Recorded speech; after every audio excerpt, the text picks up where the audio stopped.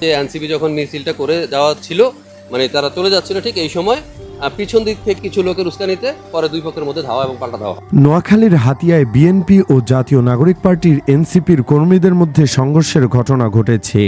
এতে উভয় পক্ষের অন্তত 16 জন আহত হয়েছেন। ফেসবুকে ভুল ভিডিও ছেড়ে অপপ্রচারের অভিযোগকে কেন্দ্র করে এ ঘটনা ঘটেছে বলে জানা গেছে। চান্দনী ইউনিয়নের দরবেশবাজার এলাকায় এ ঘটনা ঘটে। আহতদেরকে বিভিন্ন হাসপাতালে চিকিৎসা দেওয়া হচ্ছে। সংঘর্ষে লিপ্তরা বিএনপির কেন্দ্রীয় সাংগঠনিক সম্পাদক মোহাম্মদ মাহবুবুর রহমান শামীম এবং এনসিপির সিনিয়র যুগ্ম মুখ্য সমন্বয়ক আব্দুল হান্নান মাসউদের সমর্থক বলে জানা গেছে। এ দুই নেতা নিজ নিজ দলের মনোনয়নে ত্রয়োদশ জাতীয় সংসদ নির্বাচনে নোয়াখালী 6 আসনে প্রতিদ্বন্দ্বিতা করছেন।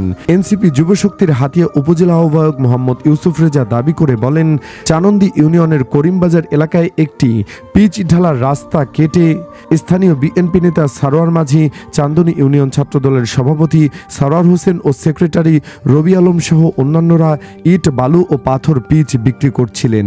এ ঘটনার প্রতিবাদে স্থানীয় জনগণ ও এনসিপির নেতাকর্মীরা বিক্ষোভ করে বাড়ি ফেরার পথে আগে থেকে ওত পেতে থাকা বিএনপির সশস্ত্র লোকজন তাদের ওপর ন্যাক্কারজনকভাবে হামলা চালায়। ইউসুফ রেজা আরও বলেন, হামলায় চানন্দি ইউনিয়ন এনসিপির আহ্বায়ক জাকির হোসেন, হাতিয়া উপজেলা জাতীয় যুবশক্তির যুগ্ম আহ্বায়ক আলমগীর হোসেন ও আরিফ হোসেন, ছাত্রশক্তির নেতা এনসিপির জাফের দুলাল, শাহাদাত সহ সাধারণ মানুষ মিলিয়ে অন্তত 10 জন আহত হয়েছেন। এ সময় বিএনপির লোকজন এনসিপির প্রায় 8টি মোটরসাইকেল লুট করে নিয়ে যায়।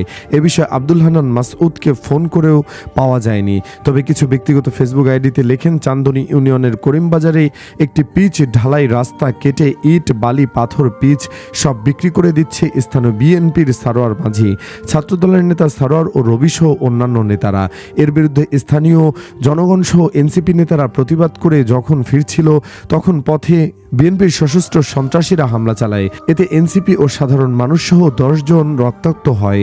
তারা এ দ্বীপে মাটি বিক্রি করে খায়, আর আমরা মাটি রক্ষার রক্ত ঝরাই। তাদেরকে দ্বীপ হাতিয়ার মানুষ জবাব দেবে ইনশাল্লাহ। এনসিপি নেতা মাসুদ কি পারবে বিএনপির এই হামলার জবাব দিতে? এ নিয়ে আপনার মন্তব্য জানিয়ে দিন কমেন্ট বক্সে। ভিডিওটি ভালো লাগলে লাইক দিন ও শেয়ার করুন, আর আমাদের চ্যানেলে নতুন হলে সাবস্ক্রাইব করে সাথেই থাকুন।